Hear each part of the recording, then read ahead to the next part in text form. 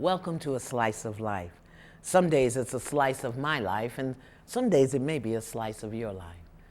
I recently spoke to a man who was about to abandon his path of spiritual study because he couldn't seem to align himself with the laws of life. In essence, he couldn't make the law work for him.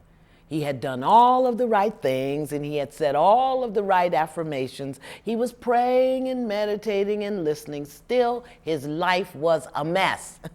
Surely he thought that I can't be on the right path. And that happens to many of us. We do something for a certain amount of time and we have an expectation that there's a reward. And when we don't get it, we think we've done the right thing.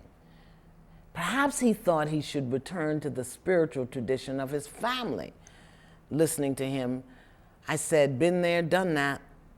I knew exactly how he was feeling. Suddenly I remembered that in the midst of my own spiritual breakdown, a good friend offered me something that I was excited to share with this pilgrim in distress. We must make our spiritual practice personal. It is of absolutely no use to read the words and study the principles and look at the book as if they're magic formulas that are going to bestow something on you.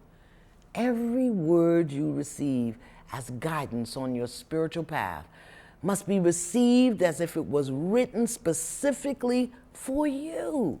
Whether it's the Bible or the Torah or the Quran, the Bhagavad Gita, you have to know that these words are coming to you at this time for you. Next, you must make all of your spiritual practices and insights practical.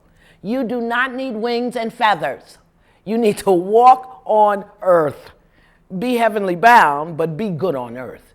You must hear and receive spiritual teachings in a manner that addresses right where you are, just as you are right now. It is so tempting to think that you've got to wait for something in you or around you to be different before you can apply what you're learning and studying. A better way to interpret what you receive when you read or when you study is to put it in the first person, make it an I frame of reference by applying it to something that's going on in your life right now. Next, you must believe that the answer to your prayer is possible, whether you've been praying it for 15 days or weeks or months, or if you prayed it this morning. Because the minute you entertain the thought, just one thought, that everyone's prayer can be answered but yours, the possibility for your prayer to be answered goes right out the window. All things are possible to those who believe.